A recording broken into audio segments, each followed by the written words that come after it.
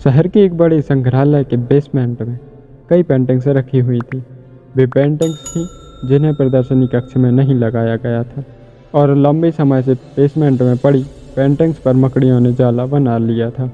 Basement के कोने में पड़ी एक पेंटिंग पर एक मकड़ी ने बड़ी मेहनत से बहुत बड़ा जाला बुनकर तैयार कर लिया। वह उसका अब घर बन गया था।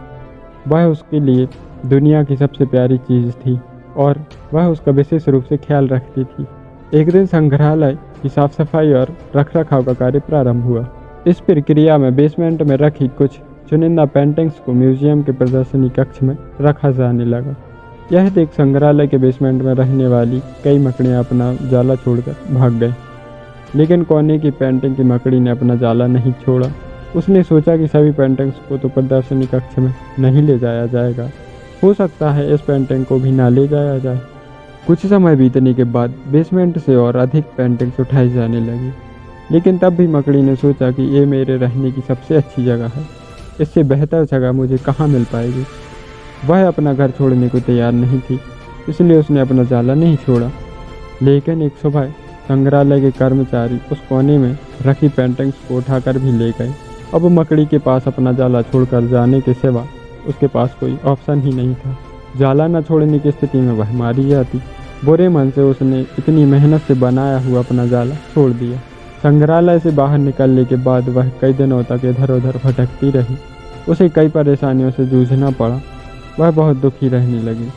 उसका खूबसूरत घर भगवान ने जो छीन लिया था और उसे मुसीबत में ढकेल दिया। वह संग्रहालय के अपने पुराने घर के बारे में सोचकर और दुखी रहने लगी।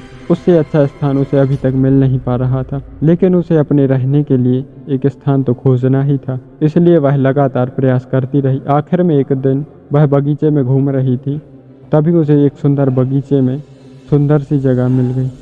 बगीचे में एक शांत कोना था जो मकड़ी को बहुत पसंद आया। उसने फिर से मेहनत प्रारंभ की और कुछ ही दिनों में पहले से भी सुंदर जाला तैयार कर लिया। यह उसका अब तक का सबसे खूबसूरत घर था। अब वह खुश थी कि जो हुआ अच्छे के लिए हुआ। वह खुशी खुशी वहाँ रहने लगी।